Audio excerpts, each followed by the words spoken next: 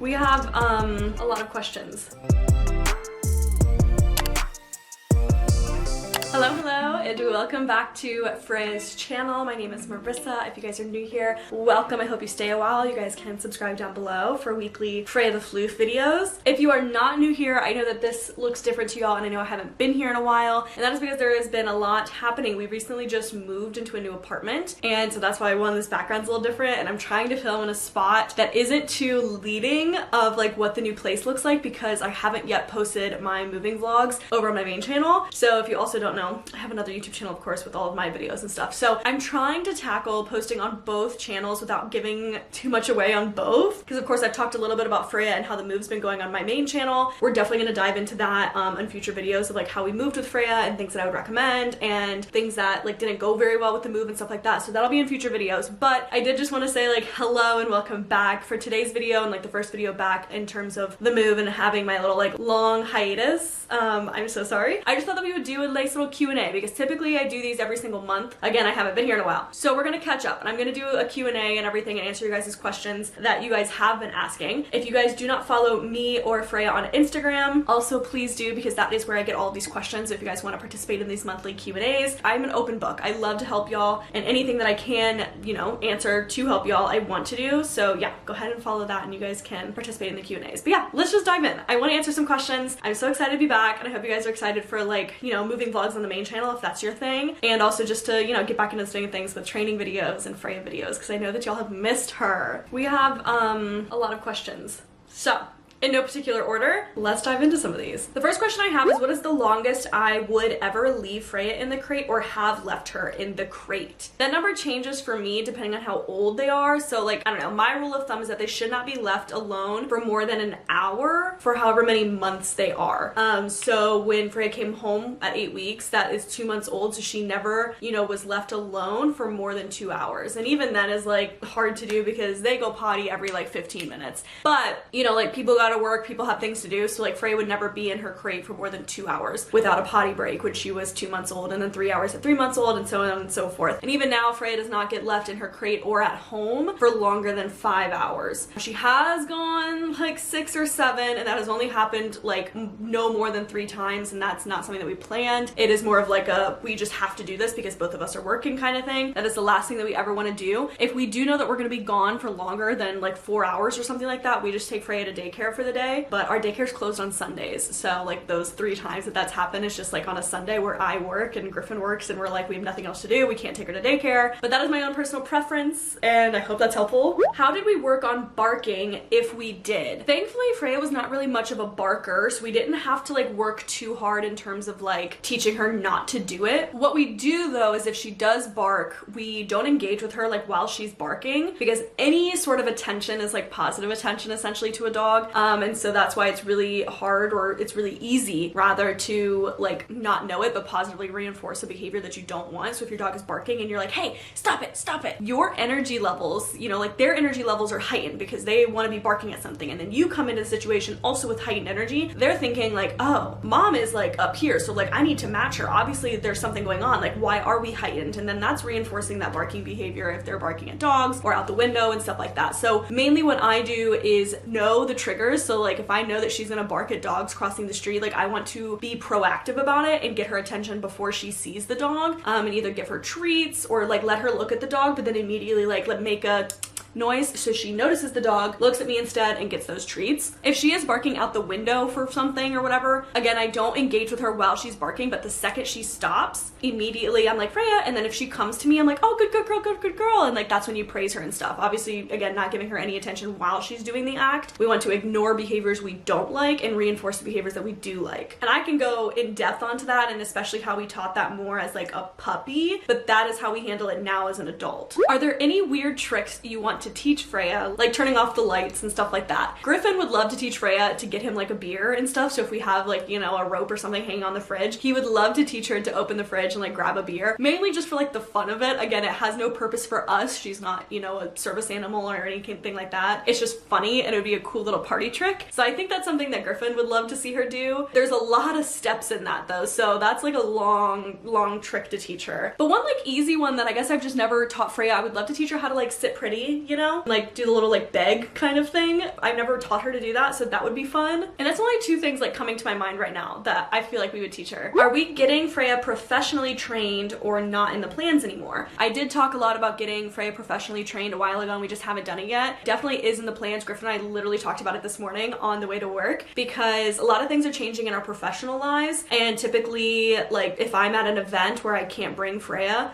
Griffin's home, but that's kind of changing now, and so we want to work to get Freya to a point that she can come to the events with me, because that is one of the reasons why we got, you know, an Australian Shepherd and got Freya, is my job is a lot of outdoor stuff, and so like I would love to take her with me when I have to be in the woods for 12 hours. Like she would freaking love that. I love it. But Freya's just not at that stage yet. She has a lot of work to be done with like recall stuff and containing her excitement and stuff like that, and there's a lot going on at these events because they're like mountain bike events, and she's a herding dog, so like naturally she's gonna want to like follow the bikes, and so we're still just working through all of that kind of stuff. So we talked about it this morning that this winter we definitely want to invest in some proper training and some professional training, so that way next summer hopefully she would be, you know, ready to come to these events with me, so we wouldn't have to leave her at home the few times for like 7 or 8 hours, because that is like not what I want to do, and she would love going to these events. She just needs to work on a few things. So whenever that happens, I will 100% take you all through that journey with us, because I want to document how that works. I've never done professional training. I trained Freya up till this point like myself, and so I'm really excited to see how that'll happen, but it will happen this winter, fingers crossed.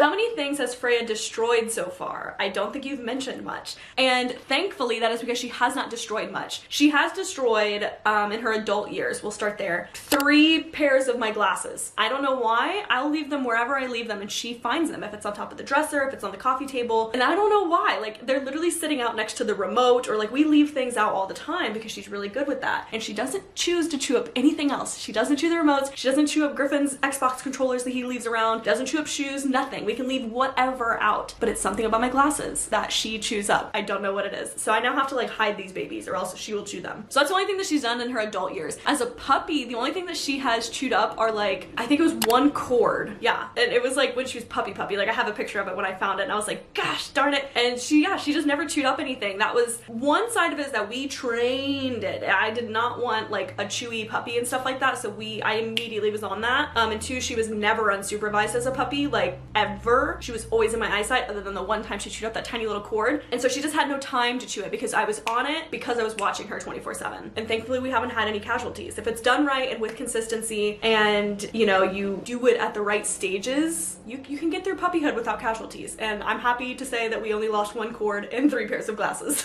Did we give Freya the puppy Kong, and when did we start her with the standard one? So yeah, when Freya was a puppy, she had like the little tiny pink like puppy Kong, and they're perfect for puppies because they're like more chewy and not so hard on their puppy teeth, and then they're small, so puppy sized. And she used that literally up until she just got too big. Like once it became a choking hazard, we stopped using it, and then we switched to the big ones, and obviously that's gonna be different for every dog depending on how big they grow, but I want to say that was probably around like 4 months old, maybe like 4 to 6 months is probably when she got big enough where I was like, that's a little scary to be using, and we stopped using it. If we didn't have a balcony in our apartment, how would we have potty trained Freya? If y'all are aware, in like the apartment that we got Freya in, we did have a balcony, and we had a pet loo out on the balcony to potty train her, which I would 100% recommend. So much better than pee pads. We never had a single pee pad in the house. It was amazing. I think that like made potty training so much easier for Freya, because it went from using like grass pads to the grass, such an easy transition. But honestly, if we didn't have the balcony, I don't know if we would have gotten the puppy, unless we had like a house where we had our own backyard that we knew the dogs weren't frequenting and stuff like that, obviously because they're not vaccinated yet. Because I knew from day one that I didn't want to do pee pads. Like I just didn't want the option of having to go potty inside. It's really hard for dogs to differentiate stuff like that, and so if they can go potty sometimes inside, then you're more likely to have some accidents. Not to say that people can't like foolproof potty train dogs and stuff like that, obviously people do it all the time, but I just thought it was going to be so much easier, and I didn't want to mess with pee pads in the house. I think that's, to me, like I just didn't want pee in my house. I didn't want Freya getting used to going potty in the house anywhere. So yeah, I feel like I would not have wanted to do it without the balcony, but you can use pee pads, or if you have a backyard or any place that you know dogs don't go to the bathroom until they're vaccinated. But that was just me and how we decided to do Freya. I get this question or a variance of this question so much, so definitely I want to answer it again. I answer it all the time as well. But not wanting to shame, please don't get me wrong, but aren't Aussies supposed to be a little chunky? Is is it because of her age? And they're definitely pointing out that Freya's a little slim, you know, she is lean,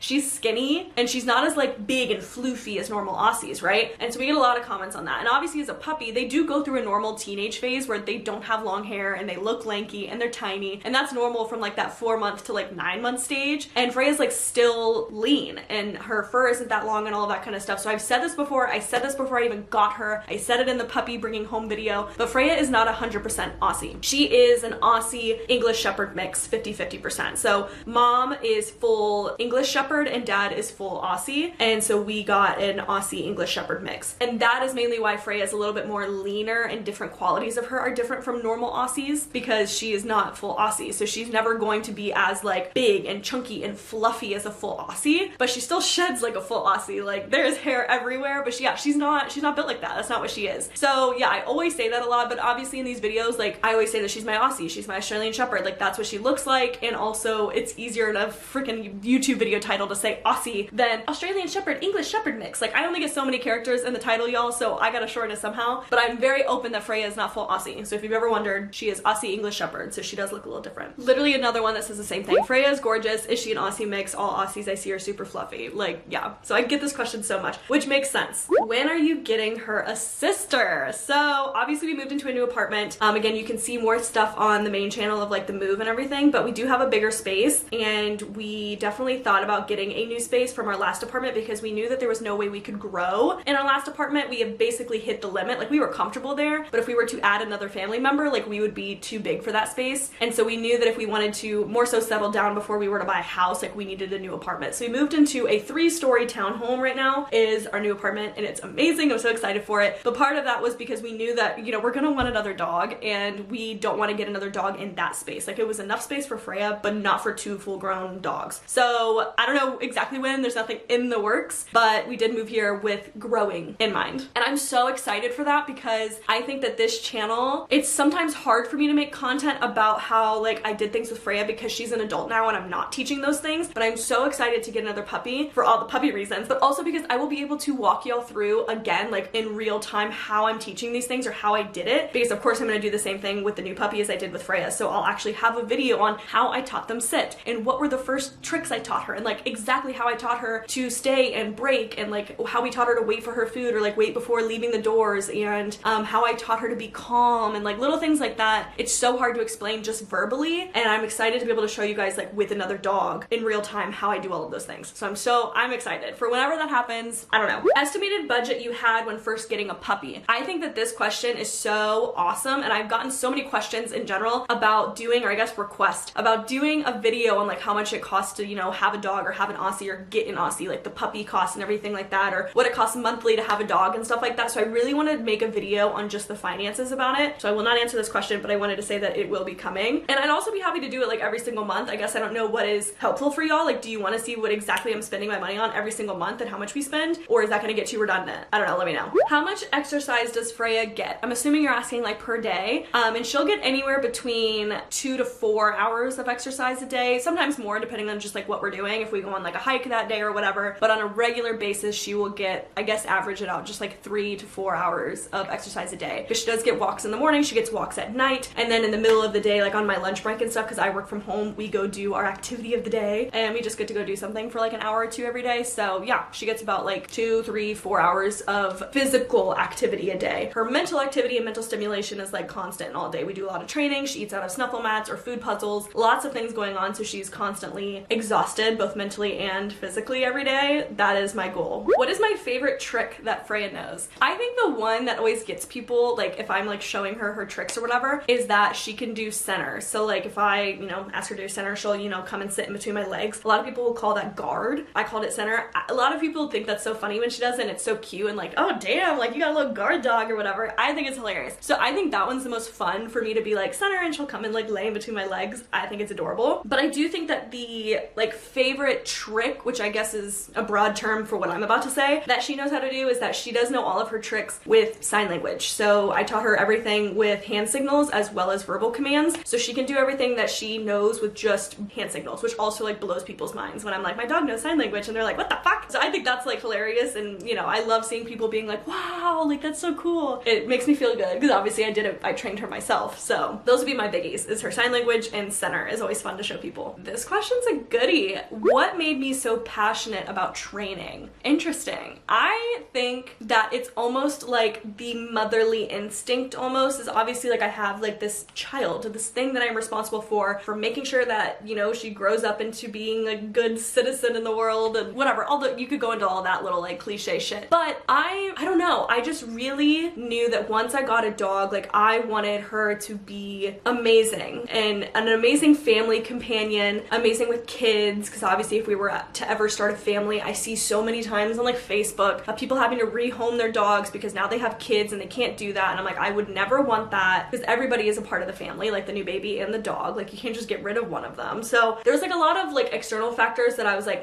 that's not going to be me. My dog will be trained correctly. And I also think what helped me so much with training, but also what like, you know, lit the fire under my butt is my psychology degree. Like everything that I used on Freya was all psychology, whether it was classical conditioning or operant conditioning, and how I trained her to do things was literally everything I learned in college with my psychology degree. And it was so easy to apply to her. And I think it's so cool that once I saw Freya's like brain work, like I just want to work it every day. It's one of those just like really cool things that I can see her think through what I'm asking her to do, and like I can see her little like head trying to please me. I don't know, like kind of getting chills talking about it. It's just like such a weird experience, and I just like I went in head first. I was like, yeah, I know exactly what I'm doing. I want to train her to do this. And once I had all of those like goals set out, it was just so easy. Have we thought about trying any dog sports with her? Yes, I have wanted to get her into agility because I think she'd be so freaking good at it. She's so freaking fast. She loves to run. She can like weave in between my legs, so like teaching her to do that with the little poles I feel like would be easy. I just think that yeah, she's built for something. Some sort of a little sport, obviously, duh, she's an athletic like herding dog, but I just think she would also enjoy it a lot and it'd be really fun like bonding time. So I'm thinking I kind of want to do like a sport in training through the winter, because it is a little bit harder to do some outdoor stuff with her when it's like snowing, and obviously we can go out in the snow, but I think it'd be fun to have like training and sports classes like every week for her, and that way she's also getting energy out that way and just learning new things and being the kind of dog that she was made to be. How much does Freya weigh? She is such a big girl now. She weighs 42 pounds now. She is hopefully full grown. She's obviously as like tall as she's gonna get. She'll probably fill out a little bit more. We've even seen it. You guys haven't seen her in so long on this channel, but obviously she used to be really skinny and just like really lean, and obviously we already went over those comments, but now she's starting to like fill out. Like she looks like an adult dog, and she's getting a little shape to her, which I love to see, instead of like, you know, skin and bones that she was just naturally. Every time I went to the vet, I would always ask to make sure that she's like safe and is fine, and the vet said she's fine. She's just really active and she would like burn off any calories she consumed, which she still is very active, but she's just holding her weight better now that she's like an adult dog. How did I socialize Freya besides taking her to my work? I have a whole video on how I socialize Freya. It's specific to like how to socialize your dog before they're vaccinated, but this is just like an entire list of everything that I socialized her with and like the points of our activities of the day and stuff like that we've been doing since we brought her home. So I will link that video down below if you guys want to watch that, because I think it's super helpful. I have like little lists of all the things that we went through that I can like DM you if you just, I don't know, send me a message on Instagram. I can send those your way and everything, but there's a ton. There's so much that you can do to socialize your dog, and we did almost everything on that list that I could do. There's obviously some things on there that like just are not things that I can find in Ohio, but like if they're near you, like you should socialize your dog with things that you are going to interact with on a daily basis, so that way your dog can also interact with those things on a daily basis. And everybody's lives are different, so you're going to come into contact with things that maybe I never will, and vice versa. Do I ever feel guilty for leaving Freya home alone? I always feel guilty every time I have to go. There's definitely like mom guilt, or you know what I mean, where I'm like, oh, I wish I could take you with me, but Freya does not care, and that's because again, we worked on that since day one. I talked about that a lot in her crate training video on like tips on, you know, crate training your dog and leaving your dog home and stuff. Every time I leave her, whether it's for 2 hours, 4 hours, whatever it may be, we give her something to do, and it's a treat, it's a whatever, a Kong, it's food, it's something to a brain game or whatever. We never leave Freya just like to fuck around and find out kind of thing, because that is when they're going to tear things up, and that is when they're gonna get into things that they shouldn't. So if I give her something to do, that is what she'll do, and then she'll look forward to that. So now when we're like leaving, she doesn't care that we're leaving. She wants us to leave because that's the only time that she gets peanut butter Kongs, still to this day. She will never get a peanut butter Kong if Griffin and I are here, because we have reserved that as a special treat that she only gets when we are gone. And so she looks forward to that. So she doesn't care that we're leaving. She has fun when we leave, because that's the only time that she gets one of her favorite things in the entire world. So that would be a tip for me, is obviously don't show your guilt. You just gotta like leave. If you make it a big deal, it's gonna be a big deal. And that's kind of one of those things that you want to train out of, like that separation anxiety kind of thing for yourself and your dog. But I would definitely recommend like leaving your dog things to do while you leave, whether that's brain games, puzzles, treats, toys, something specific that is only specific to when you leave. And then they'll start to associate that with that item of like you leaving, but they get this item, and that's what makes it fun for them and gives them something to do when it's not something sad because you're leaving. It's happy because they get their favorite treat in the entire world. I love talking about this question because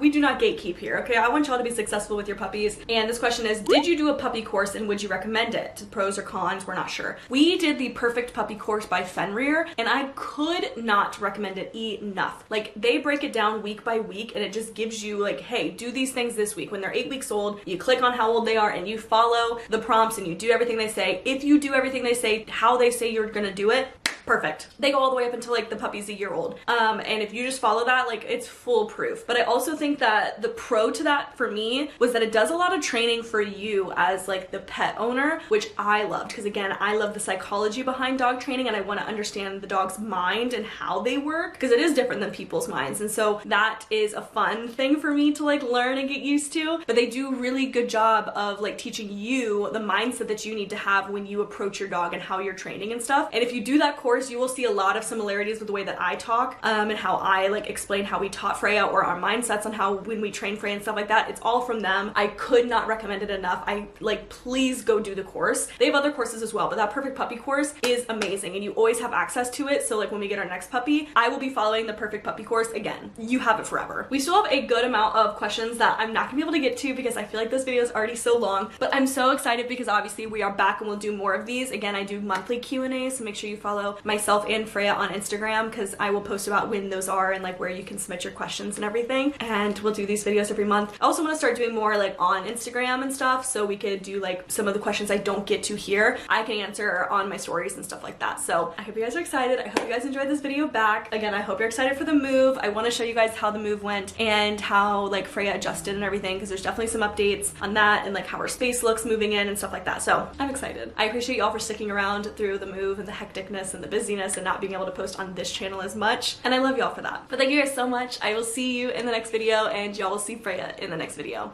Bye. I guess I should mention, we're planning on posting every Friday. Every Freya Friday, you got little Freya the Floof videos. Okay, bye.